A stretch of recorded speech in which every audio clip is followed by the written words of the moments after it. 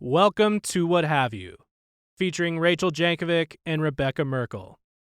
Before we get started, I wanted to remind you that now available on the Canon app are audiobooks such as Rebecca's Even Exile and Rachel's Yoo-Hoo.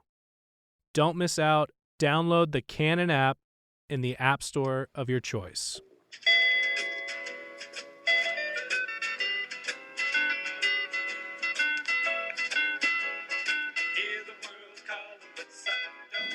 Welcome back to What Have You. I'm Rachel Jankovic. I'm Becca Merkel. And it's a new year. It is. It is a All new fresh, spanking, launching a decade. The time has come, the walrus said. Yep, to talk of many things. To go on a diet. How much? Actually, that's the opposite of what the walrus was doing in that poem. I know. I was just going to say, that's not at all what happened. What's that great line in there about most of us are out of breath and all of us are fat? That's good. That's good. Oh, it does sum it up. It's how I'm the feeling. season. Yep. It's the season. But plus, I was laughing with Luke that, how everyone's like, wow, good thing we got the worst year Oh over. my And I was gosh. like, but you do know that for always, we look back on this, it'll be the 2020s. It's 10 yeah. years Oh, that are yeah. the 2020s. So Yeah. let's not think that we've cast aside the aura of 2020. I have to tell you what I've been doing is trying to deal with the consequences of my past, like how I've been living for the last month. Me too. This brings us back to right the back diet. to the beginning of this problem. No, my problem has been all the parties, all of the just stuff happening. So Yeah. things like the channel has had a lot of things hastily. Is that what you're calling it? The channel? Yeah, the channel. I like it. Has had a lot of things hastily stuffed in it. Yes. Between things. And at Sabbath dinner last night, before that, Saturday. A few nights ago. I opened it to get something out and to find that not only had a rolling cart full of flowers, not floral flowers like grain flowers, been wrongly stuffed in the channel. But across the top of it was a vacuum lying across the top of the flower bins. Like, you just know that things were getting a little breathy out when someone was like, where should I put the vacuum? On its side on top of the flower in the channel. I should say that this really killed me. You already know this story, but I don't think we've told it on the podcast. That Ben, very sweetly, for Christmas, he was like, oh, we have carpet in the bedroom. I should get Becca a vacuum because we have no carpet in the whole house. It's like all hard surfaces. And the thing about that, it was a great idea, except for I do have a vacuum that he had never really, I think, noticed that I never connected with it. And so he calls Rachel. And he just texted me and said, says, he said, if I was going to get Becca a vacuum, what would I get? So he orders me a vacuum. I said shark. Yeah, shark. Well, mine is a shark. So I did think this was funny. He walked into the pantry where it has lived for forever. Quite some time. It's been there, but he had obviously never stopped to drink it in. But he walks in and he goes, "What's this?" And I said, "A vacuum." And he was like, "What's it doing here?" And I was like, "It's where it goes." Are you not familiar with vacuums? I felt like it was a real kind of a strange passing question, and he's like, "Huh." And so I was like, "Okay," but it was the identical vacuum. I'll tell you who now owns the vacuum that Ben bought Becca. It is I. But I actually needed another vacuum because we also don't have carpet, but I vacuum all the time anyways. Right, because I have area rugs. Yeah. And I vacuum the corners and the stuff. I use it a lot. Yeah. I do the hard floors. I want to have one upstairs and one downstairs. Yeah, smart. So I bought the extra. Yeah. But Becca, this is I was in the middle. I just like what is this? Yeah. What do you call this? I think it was because he probably wondered, did the vacuum arrive and I just opened it up and moved it into the pantry? But it was because it was the same one. So I thought on a real high point today while I was I've been saying I probably should have planned to have like 5 strong men here to help me at my house and a construction dumpster for this because the kids just went back to Rachel, school. let me just tell you though, really quick. Okay. If you feel behind, Get I just ahead on want you to Christmas. get ahead on Christmas. Don't worry, I got my stocking bags ready to go. And I have something in my Amazon cart that I saw and I was like, that'd be a perfect stocking stuffer. Becca, I'm on it. I am on it. I'm being facetious, but you're apparently not. Okay, No, go ahead. I'm not, because the more ahead I am on Christmas, the better everything is. Okay, but I have to tell you, while I was dragging the kinds of things out of the channel that you wonder why you ever had them in the first place. Yeah. Like stuff I was just like, what on earth? This song comes on because I was listening to the Waylon Jennings. And I felt like if this isn't the mood, play I don't know what is. Do it. Let's see if I can. Oh, you're plugged into the car. That's fine. Here we go. Nope. Not that. Hold that thought, everyone. Hold that thought. Oh, okay, here we go. Here we go. This is mood. You pull out the vacuum. Just looking at the consequences of too many parties.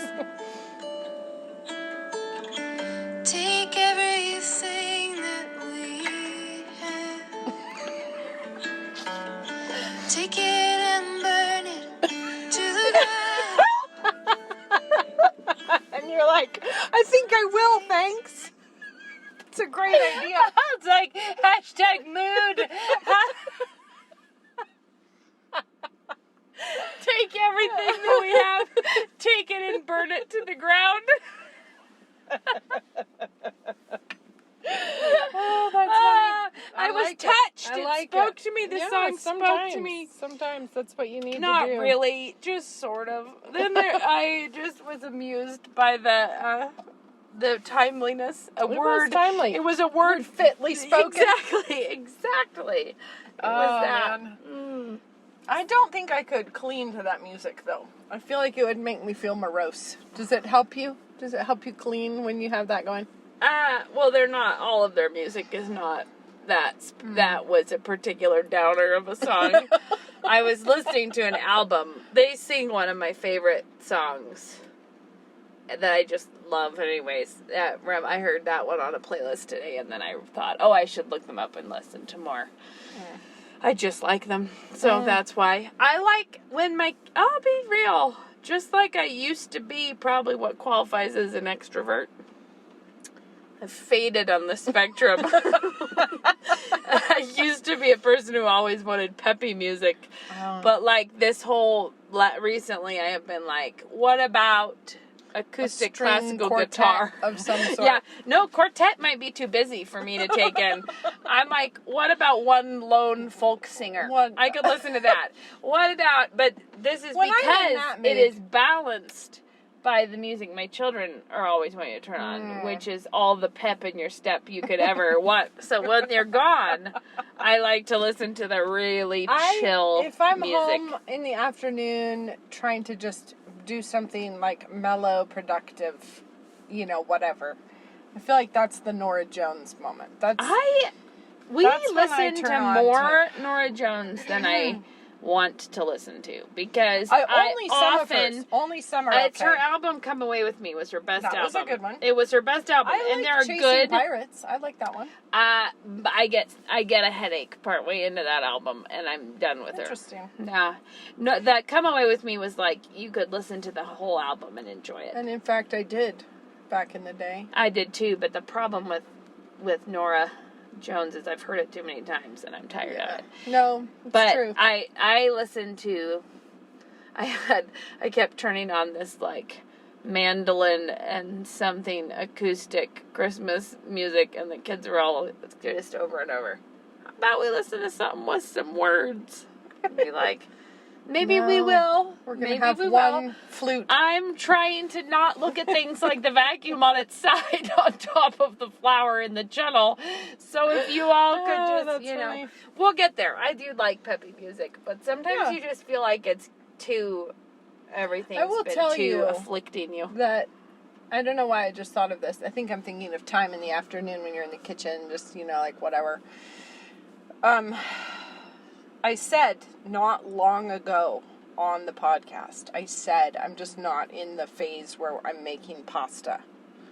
And then you made pasta. Oh, nonstop. Yeah, just making the pasta. We've been making a lot of pasta also. Making all the pasta. This morning I was about to Google up a pasta drying basket because that's what all the pasta grannies use. I made chicken lasagna with homemade lasagna that'd noodles. be good. Mm-hmm. Stupidly good. We've been doing raviolis and fettuccinis and this has nothing at all to do with the new diet program. No, that's why the new diet program. So, what was I going to say? In our last episode, Jemima, we told you Jemima is a real resource that makes things happen. Yeah. So I enjoyed you all giving a shout out to Jemima. So here's another thing that I'd like to set the record straight. Jemima did tell me, Lizzie, I'm pretty sure you meant Fiji water, not Fuji. And I was like, obviously I did. Fujiyama, she just needs to get a little closer and edit me before I make the errors. Send it out. It's a Fuji apples. Fiji water, not a Fuji. I thought there's Fuji water somewhere. Well, hard to know. Yeah. Anyways, that just to let the record show that I now know that yes, I was doing that wrong. I didn't catch it. I knew just what you meant. I told Becca our big news is that I bought a spinning wheel. So, you did? Yeah. You didn't tell me that. You told me you thought you might need one. That's where I left you. Oh, we got one. It's not here yet. Okay. But it'll be coming. I've known for years that I a thought spinning you already wheel. had a spinning wheel. I did once. I had one that I bought on the cheap from but it was that. like an old vintage one that it just was not what I would have. It was like the first loom I bought where you find out that you do in fact enjoy this, but that this is actually not the... Not the time or the place. No, it's not the piece of equipment you actually want to be dealing with. Oh, I see. So I was like, when I come around to doing this again, I will get a new one. But then I kept delaying that because I was like, I have enough going on. Have I finished all of the things I've started? No. Do I have a lot of stuff on my loom? Yes. Do I have a lot of yarn that should be knit? Yes. Mm-hmm. Do I have too many projects and quilts? Yes, I do. And so I just was kind of like, no, I'm going to hold off on the spinning wheel. Yeah. You have to draw a line somewhere. But then I undrew that line. I got out my magic eraser. You said no. I said, never mind. I'll do it. It actually has to do with all of my 4 daughters being so prolific at things now that I was like, it's like buying an extracurricular activity for a little while. Let everybody learn and do that. But it was about 30 minutes after I purchased this thing that we were shopping for adopting guard donkeys. So funny. Because I found out that it's clearly fate that one of my favorite wools is Targhee, which I love, and I love merino, and I was like, well, I wonder if we should get some sheep because we do have grass. I have grass out there. I know how to shave people. I could probably. Well, I would probably. I know shear the sheep for myself. that part, I did specifically think of other people who I know who would have talent like that. But anyways, I was thinking, well, I feel like of all the parts of taking care of a sheep, shearing it, I feel like I bet I could do that. I bet I can't shelter, clothe, and feed the sheep all year long, but I bet I could shave it. I think you're picturing yourself tranquilizing a sheep and doing it. Because if the sheep was not disciplined sheep. If the sheep was not on the run, I think most people could shear it. But I think that there's some livestock management skills that are involved in how do you get that thing down and quickly and painlessly get the job done. It's probably true. But you can come give it a whirl when I get my sheep. So I was thinking, I wonder if Targhee sheep grow here, like if they thrive in our environment. I don't know. But when I Googled them up, I think when I bought Targhee, I thought I bought it from some wool company that harks from Australia or something, but I don't think I did. But either way, point is, I Google up Targhee to find out if Targhee sheep do well here. And Becca, not only they are from Idaho, the Targhee sheep. They're local. They're local yokels. They were made up in Idaho in the 20s. sometime. And they're named after an Idaho State Park. And I Okay. thought, well, It's fate. fate That's it. is telling me that this is what we need. And then, of course, because we do have coyotes here, Yeah. And wolves. we clearly needed to start looking into guard donkeys because I felt like we should have a donkey out there to kick a coyote. So we've made great progress on the spinning wheel. And let it be a lesson to us all that if you start magic erasing your lines in the sand, sometimes you go shooting much further Straight than you thought. To the guard Just donkey. maybe to the moon, because we don't need a donkey. Except Are you for, going to look at donkeys, though, Rach? We did, Beck. We've looked at donkeys. Or are you going to look seriously at We're donkeys? not going to consider really getting sheep until not the middle of winter. So Did you all hear that? Oh, we're for sure. It's Until. definitely on the table now as When a... Rachel told me this, I was like, you get the guard donkeys, I'll just get the saffron crocus. You didn't say Yeah, that I to did. me. I was like, Was I just ignoring it's you? like you going down your little wormhole, it ends up with guard donkeys. I will stick with just saffron crocus, that I'll be out there with little tweezers trying to tweeze It's a out good the idea. saffron. It's a good idea. However, I just feel like that's about as extreme sport as I'm willing to go right now. I'm not going to the guard donkeys. Well, I'll tell you something. Have I said this on here before? There don't used know. to be a big sign at Safeway that yeah. just Yeah. killed me, stopped me in my tracks one time when I Yeah. was heading in there. And it was back when our biggest problems at the grocery stores was people pretending that their pets were service animals. You remember that situation where people are like, what? This fleet of dogs is actually my support system. They're like, yeah, just all you gotta do They're my is put a vest accountability on them and partners. then you take them in Yeah. anywhere. Yeah. So it was in that phase where they were like, please don't have your animals in our grocery store. But there was a big sign at Safeway that said only service animals, and it itemized and included in a real surprise miniature horses. Like it was like service dogs or miniature horses. Yeah. And now I just would kill to see someone with a service miniature horse in the grocery store.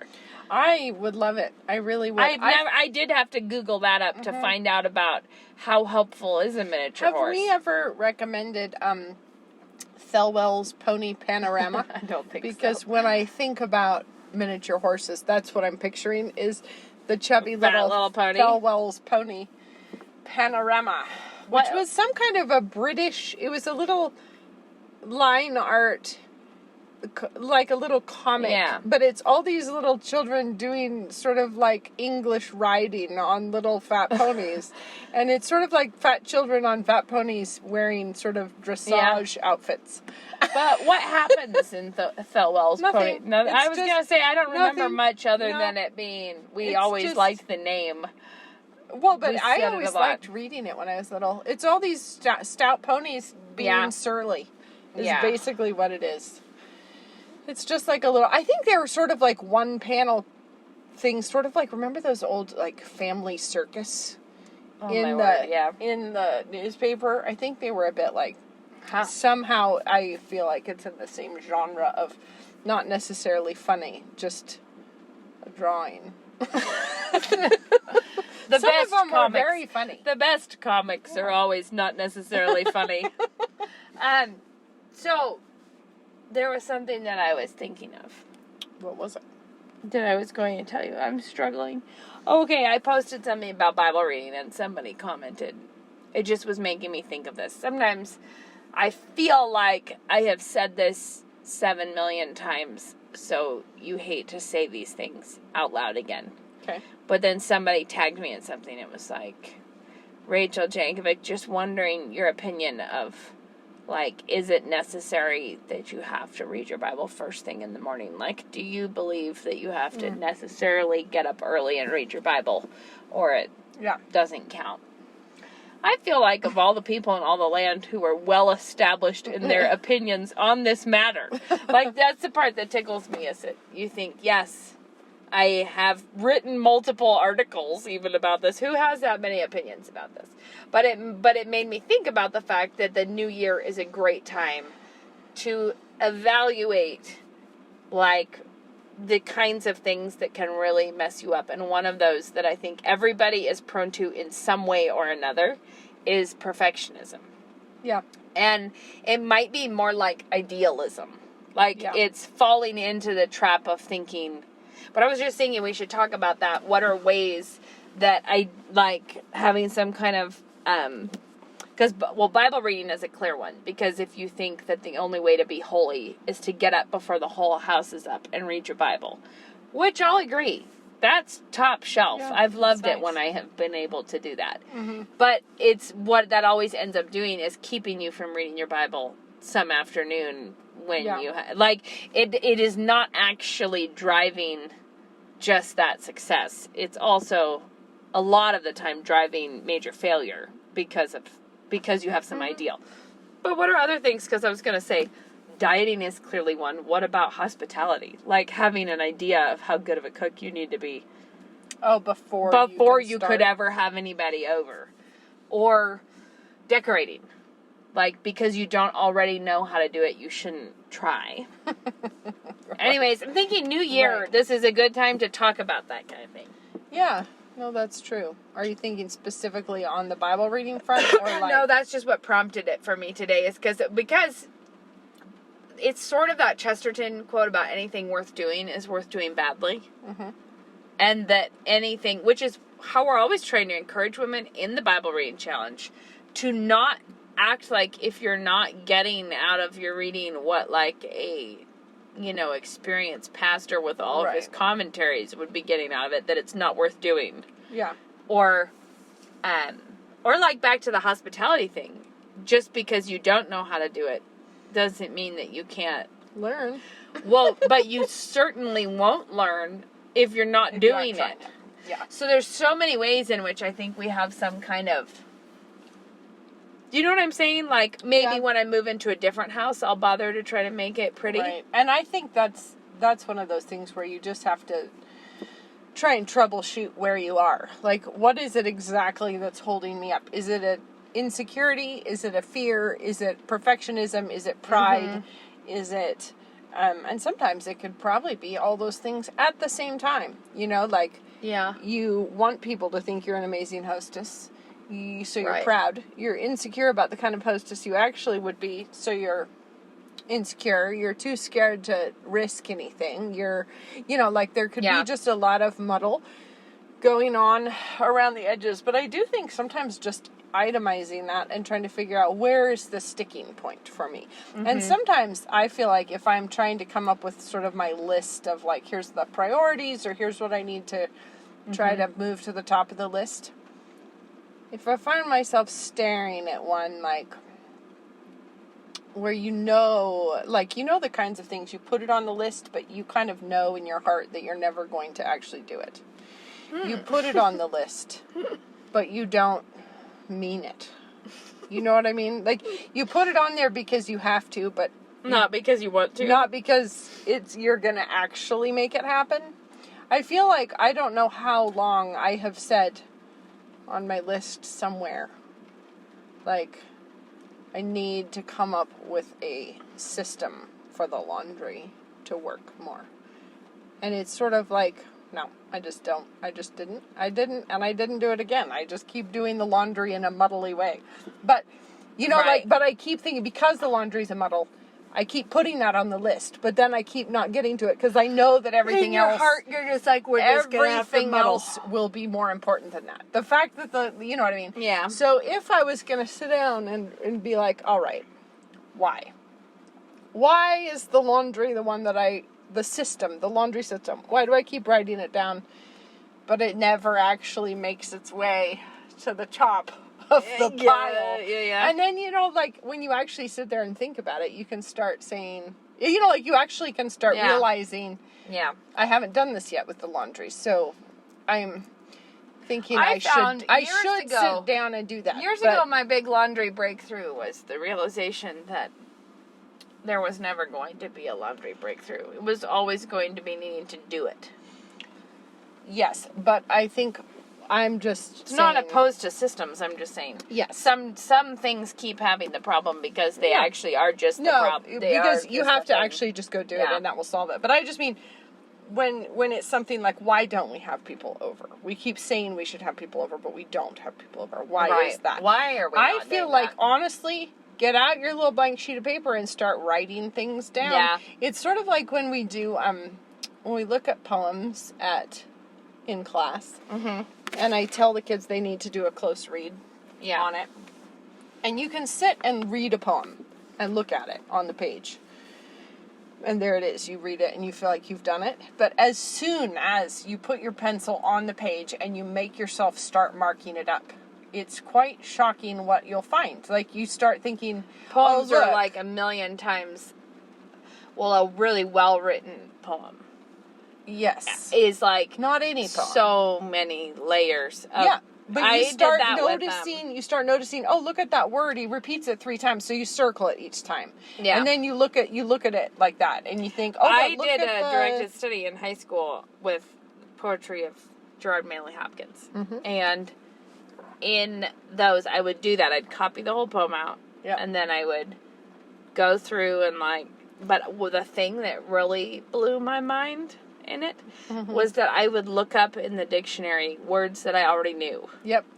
And found out that Gerard Manley Hopkins knew more about those words than I did. Because I knew what the word was enough to follow the meaning. Yep. But I did not know what the word The was. double meaning. Yes, I did not know so much of what was actually Yep. going on that made the poem so intensely beautiful and Yep. interesting. Yep. And where you were kind of blown away that he tied those things together. Yeah. Like, it was, And I find that until you we put just your really, pencil good job tying on it the back paper. in. Yeah. Yeah, until you do that, you feel like, I read it. Yeah, I read it. I get it. Well, but or then, this is the thing when you have a problem, but the thing that insults you the most is someone proposing a solution. Yeah. That where you're like, you don't understand. I prefer this When to I be said I was having an insoluble. infestation of possums, I did not want you to talk about pest control. I'm actually having pet possums. Yeah, see, that's what I'm having right now. I just feel like it really is worth writing down. Like, problem. We don't ever have anyone over. Why? Try writing down some reasons. Why on the don't paper. you have people over? It's like, maybe I'll give you some suggestions. Because I'm scared they'll see my messy house. Why is my house messy? Because I spend all day long on Instagram. I think maybe in those short I was few gonna sentences. say, you also might notice things like our kids are too badly behaved to have people over. And then you realize, well, perhaps the problem has been That's a different what I mean. problem. But I almost feel like it's similar to a poem where if you just do a start close writing study. it down and write it down. Don't just because you have the thought sail away through your head and you're like, and then you forget. But I don't know. I feel like it's It's a good. or like if I don't read my Bible. Why? It's like, well, because I'd have to think about how I need to apologize to my mom for all those lies I told. Right. If I read my Bible, what happens is it does something to me. And I was actually thinking, because a lot of people, I think, a lot of Christians don't want to read their Bible because they prefer to rely on an experiential version of God that they are able to manipulate in their own mind into not minding things, into God would never, and it is a weird way of making an idol out of what you say is God. When really what God says he is too confrontational for us. Oh man, I told you this at Sabbath, but I thought it was really funny when we got to that section of Isaiah a little while ago. The comfort ye my people. Speak ye comfort. Oh yeah.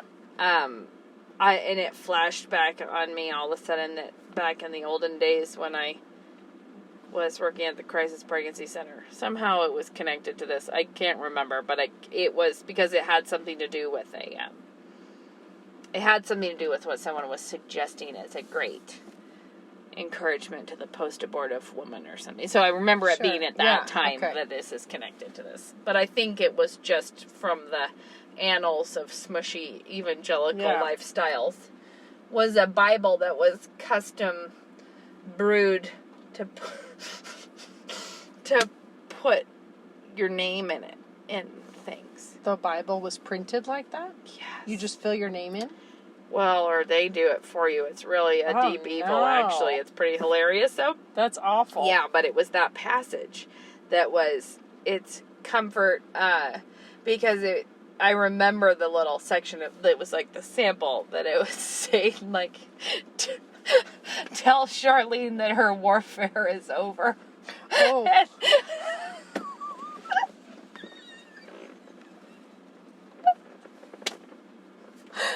Her iniquity is pardoned.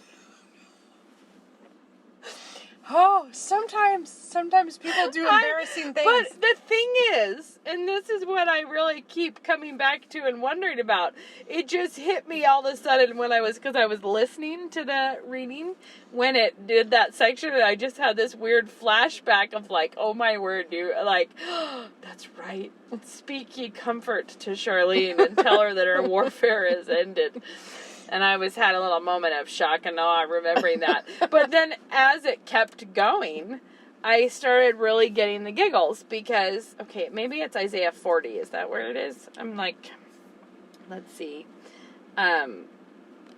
It just keeps going, and it's terrible because I think it was I'm pretty sure it was like a significant portion of scripture that they were offering to just slap your name into. Taking it wildly out of context.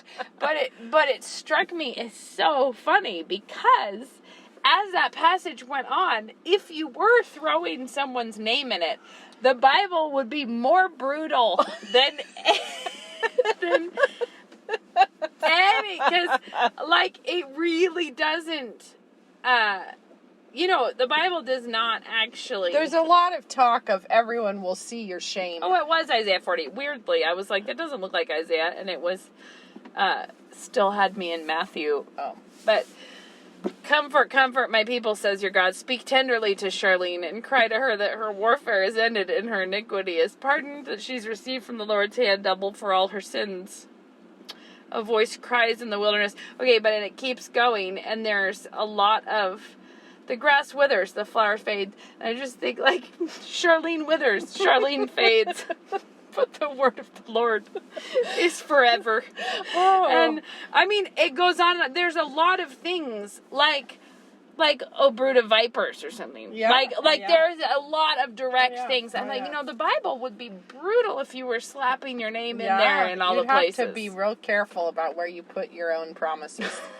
Because there's a lot of promise of shame and doom. And, I know. and, Or it just seems like a deeply risky business to start getting into that kind of a thing. But that also is interesting because so many people read scripture looking for that kind of a direct message to them. Yeah. And sometimes... Well, it's obviously the scripture, whatever you're reading, feels incredibly personally relevant. I want to just say that passage is totally relevant to a post-abortive woman. Yeah. Like, it's because what God is saying to Israel is what God is saying to those he loves and his people. It's not something that you can't apply it to your own problem or be comforted in your own problem. But just probably shouldn't go so far as to dabble-do in the text and put your name in there.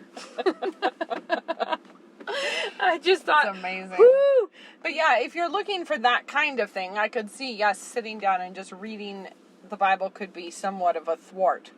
Because you wouldn't be finding... Well, you'd be like, all of the history has nothing at all to do with encouraging for me today. I am not uplifted. Yeah, and it's easier to just read the verse on your calendar and feel like it's speaking to you. Well, because they do those things, or that's like Googling encouraging Bible verses. Right. Yeah. Most of the time, encouraging Bible verses are embedded in the middle of a lot of other stuff, things that you needed to get to. Like, I've always loved in 1 Corinthians 15 is like a hugely it's like a major discussion of the resurrection and why the resurrection is so important. Right. And then it's all the way at the end. Like, it's not a little section. It is a theologically rich, I'm going to look up the passage. It's a theologically intense, come on, help me out here. Look at this. Now it's saying 1 Corinthians 15 is comfort for God. Comfort ye, my people. Yeah, weird. Not helpful. No. Of my Bible app is not staying with me and where I'm jumping. I'm like, let's go to 1 Corinthians 15, and it's not helping me. Okay, hold on. Try again. Wow. I'm really struggling here. 1 Corinthians 15. Yeah, you got it now. No, I don't. That's Isaiah 41. Oh. Failure. Well, yeah. Failure. No, I just think I'm going to close that app and see if circling back around to analyzing hangups. I think that is a very useful thing to do right now, because everybody is trying to start fresh, and they are trying to, it's a great time to take stock, and, we finally made it through the year, we made it through the holidays, and now we're going to try to, freshen up and rearrange the furniture and get that vacuum out of there. Get that, cleaning up done. And I feel like that's true in all the areas of your life. So if there is a place where you stick, I think now's a great time to roll up your sleeves and try to figure out, why am I sticking right there? And another thing is that to remember the principle of work expands to the time you allow it. Yeah. I remember in our pretty early marriage that I was blown away by this idea. I really can't get to 1 Corinthians 15. No, I think Providence has spoken. It seems odd of the Holy Spirit to interfere with this particular Anyways, effort. Go ahead. I just remember I had to clean out our closet. And it was like, that's going to be a big to-do, because I probably have to take things to the dry cleaner, and I'm going to have to sew buttons on some stuff, and I'm going to need to iron 100 million things, and so consequently, the closet is instead going to just be an explosion of train wreck. And I'm like, I'm going to have to book an entire day for it.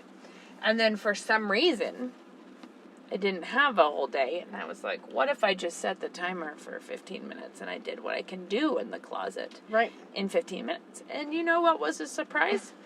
The closet could be clean in 15 minutes. No, I had not done all of the extra depth. I had not redone everything, but I had, surprisingly, there are some times where there's a job that you're legitimately, you've got some stuff that needs to be sorted out. You need to do some soul searching and some confessing in order to be able to adequately get to that job. That's a thing that happens.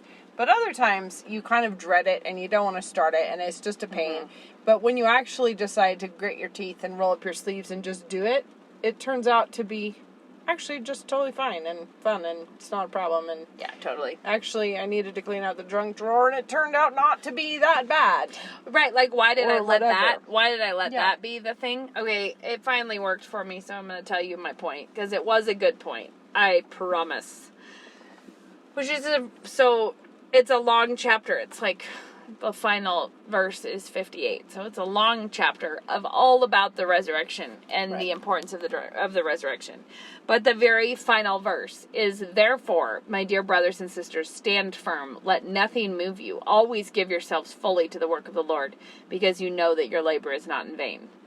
And as Dad always says, with any verse that starts out, therefore, what's the therefore? And if you just lift just an encouraging verse out of context, it's stand fast. But we're not going to bother to read everything about what exactly the resurrection means. Right. Well, then you have no therefore. When you get to that, it's saying, because you have heard and believed all of this. Yeah. this is why you can know that your work is not in vain. Right. And I think, and it's funny because it's like the difference between wanting to really heal a wound lightly, like, Yes. oh, what you're doing matters. But Right. instead of actually having it all the way planted in the fact that Jesus died and rose again, and that's why your work matters. Right. Yeah. Yeah, it took me a while to get to that, to tell you that. But my point is just, Read it in context. yes, and don't, And follow the train of thought, because or try. the authors But of don't, if you Scripture... can't follow the train of thought, don't let that keep you from No, but beginning. I'm just saying the authors of Scripture did not, in fact, put their pencil down and stick it away at the chapter break. Oftentimes... It's remarkable how well they it's flow. It's the same thought. And there were no chapter breaks originally, exactly. so there's that. But we do tend to read them as kind of like totally discrete episodes that have Right. no context around. We're like sort of. stopping there, that's it. Yeah. Yeah, totally. We just think that's break of thought, but sometimes it super isn't one. Yeah. And you wonder why they did that in the first place if they just picked a middle spot. A lot of the time it is like a clear turn of like a different thing is happening now. But there's times when it isn't. Yeah. And any chapter that begins with therefore. But I do think on your list of like, okay, so where are the places that people could stick? So Bible reading, obviously, we've talked about that quite a lot. Entertaining, what were you saying? Decorating. I think that decorating, one, like, I'm afraid to try because I'm not good at this. So until I spontaneously combust in a lot of money, or, I had a thought about decorating. What? Lately. So I was just thinking about how Christians are living a completely different kind of life. And right now in the world, I feel like that contrast has been heightened really, really quickly. Yeah. And where you were living a life not very long ago that didn't necessarily signal to everyone, Christian here, believer. Yeah. Because there were a lot of other people also who were married to men and had some children. Right. But as time goes on, this is getting more and more bizarre that you're, you feel like you're in the same place, but it's getting more and more bizarre. One of those other things is having a happy home. Having people in a home with joy, with somebody cooking, with things. Like, having a happy home is getting remarkably more obvious or rarer. Like this is a thing. And with the weird COVID restrictions and everything, I feel like it's giving everyone a chance to really notice that they don't have that because they're stuck at home, and then instead of going, whatever they were doing to kind of keep from noticing that, this is a time that's like making everyone see that. All of this is to say, I was thinking about homes and how you want your home to be inviting and beautiful and warm and a nice place to be for your own family, but I was thinking about how different that is from like just having tons of money and making it all, like hiring a decorator because you have enough money to make it a pleasant place is very different than caring because this is your duty. This is a thing you care about. But it was striking me that like an essential component of Christian decorating is contentment. And that contentment is like the thing you can't.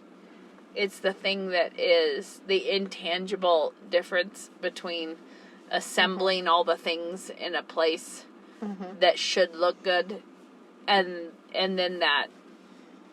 Do you know what I'm talking about? Like that intangible difference between. And I think what you're talking about is contentment as it shows up in all the details, not contentment as it is when you stencil it on the wall. Whereas, like, where you say contentment. You know what I mean? Like, it actually, I think that's okay, one like, of those... say you have a ratty old couch because you can't afford a new couch. Yeah. I think the difference there is just deciding to live a ratty life or being somebody who cares to try to make it look cared for, even though it is not magnificent. Like, not letting it be just dirty or like, so, like It doesn't have to be the finest furniture to tell that someone cared for it and It's the loved person on it. who sewed cheerful cushions to throw on it. Yeah, or Or- puts a little blanket folded up over the arm of it, or has Yeah. a lamp beside it, or learn to has sew a slipcover out of a random old, find a way. whatever. Yeah. And it's- there's a real difference there, but I was going to say, I think that's kind of the heart of the difference between, like, decorating versus loving people through your work and loving the Lord through your contentment with what He's given you and your delight in what He's given you. You know, like, stewarding it well, doing what you can, but not because you're trying to win a Pinterest no. competition No. of some kind. And I feel like trying to learn more and practice more and get better at is something that you can feel like you're doing it if you're looking at pictures of other people doing it. And that is not the same, It's funny how... But that's part of the reason I think I said that about contentment, is not that you don't. Because, of course, you buy things, and there's nothing wrong with having money to spend on decorating either. I'm talking about the difference of... Oh, I don't even know how to... I think like what you were just talking about, looking at things. If you're thinking, oh, I wish I could just buy all these Joanna Gaines things. Like, if only I could just buy the kit. Yeah, if I just buy this and put this in here, then this would express like a Christian. But I think that there's nothing wrong with essentially buying the kit. You know what I mean? Like, you bought the pretty stuff and you put it together in a very predictable way. But in a way that just looks like Joanna Gaines did it or whatever.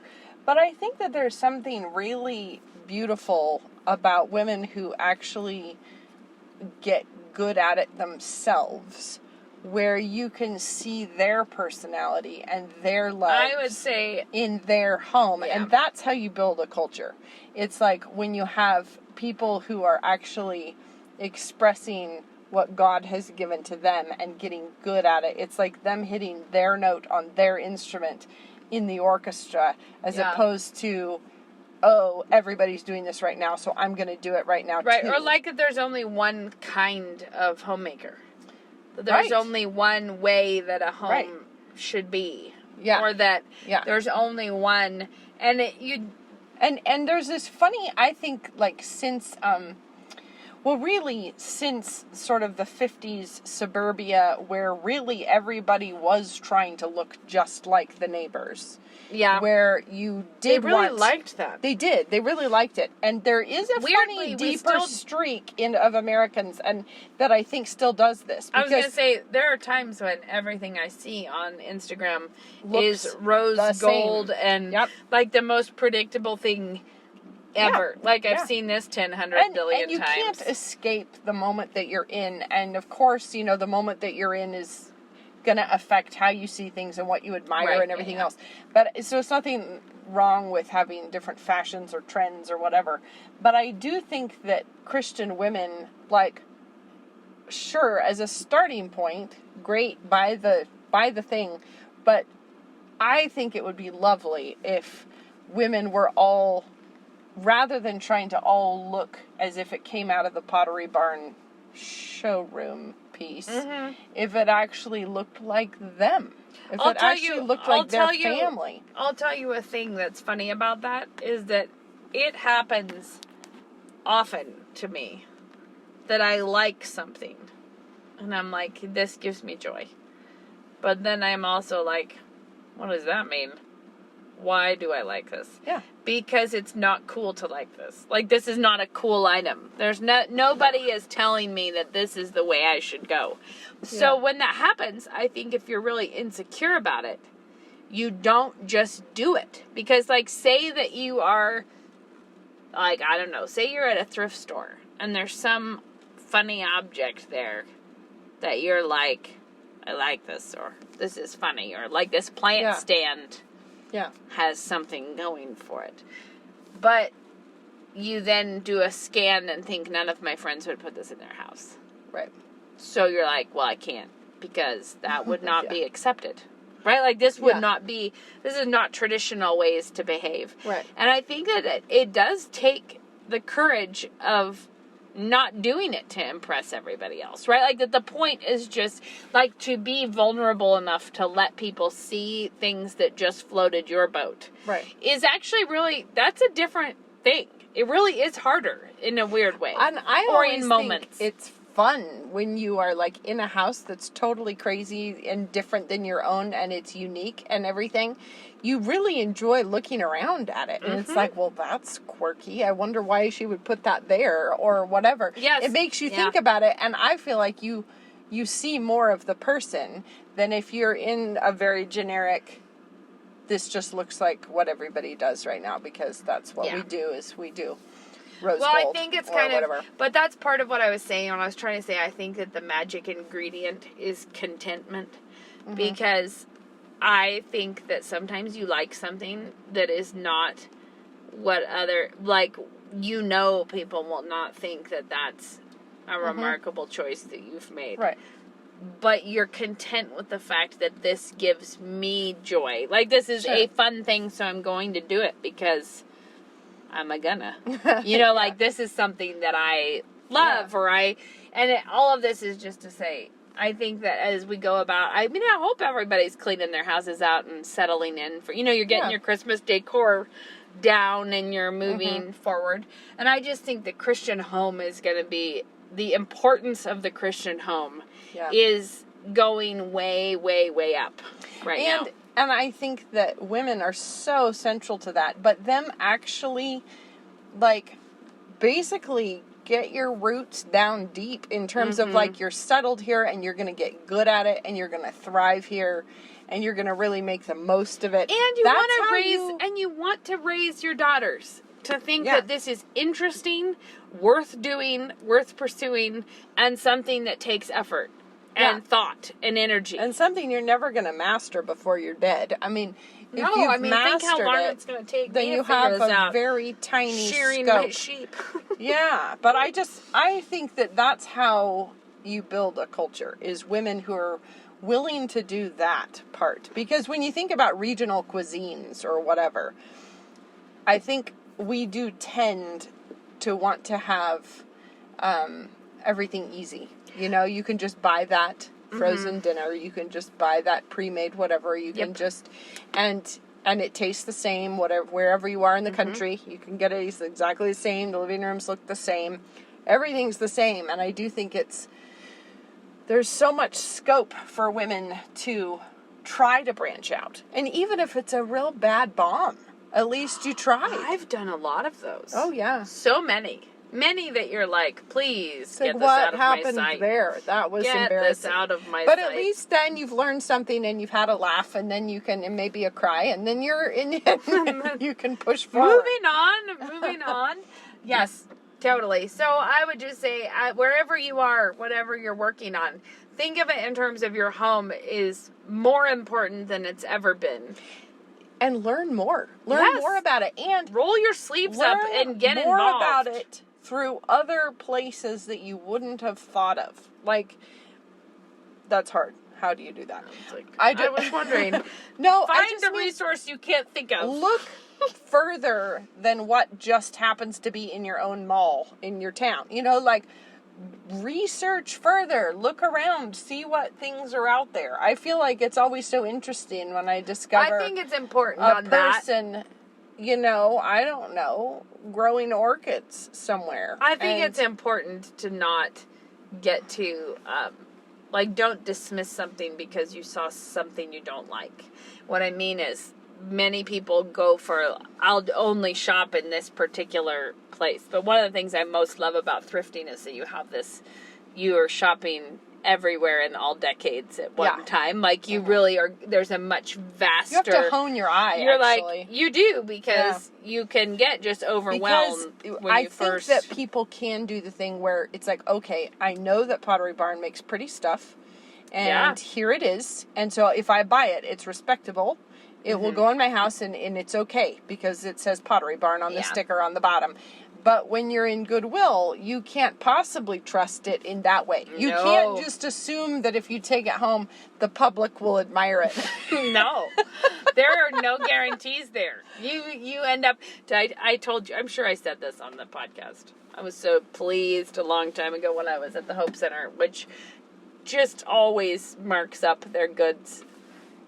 When they know what they have, they mark it up really high. Yeah. They are not thrifty on that.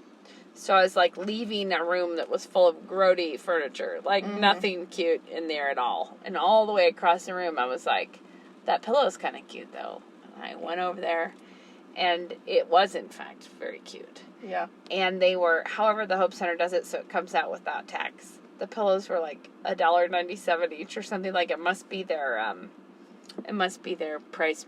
They're just what they do for nasty throw pillows. Yeah. But it was, instead of a nasty throw pillow, it was 3 like brand new Marimekko Crate and Barrel, like down filled big beautiful pillows.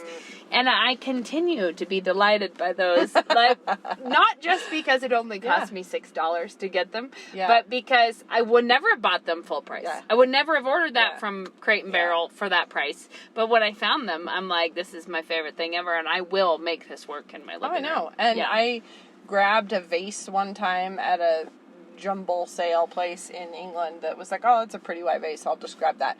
It was like £1, and so it was a pretty shape, whatever. And it is like a lovely old Wedgwood vase that is so pretty. But you know what I mean? Like you find those good little objects here and there, but it's not the same as when you just know that everyone will think it's cute because it came from the safe place. And I don't know, I think there's so much room for women to, I don't know, just hunt around in the bushes a little bit more. Yes. Like, we can have more fun with what we're doing. Also, we're going overtime, and I need to pick up my kids. So we should probably stop that. We should. But, guys, here's our tip. Look further. One time, we had a book in our youth that was called The Frugal Mind. And I'm sure we've talked about it. She told us to spray paint noodles and put them in jars for decoration. Yeah, she did. And I'd like to tell you, look further than you thought, but not that far. I would say look further than spray painted noodles. I would say stop before you're just spray painting noodles. But do try. We used to read that book aloud to each other just for giggles. If they're homemade noodles. Well, you might have some of those lying around now that you're on your diet. So spray painting them might be the best way to keep away from them. All right, until next time. Have a good week. Bye-bye.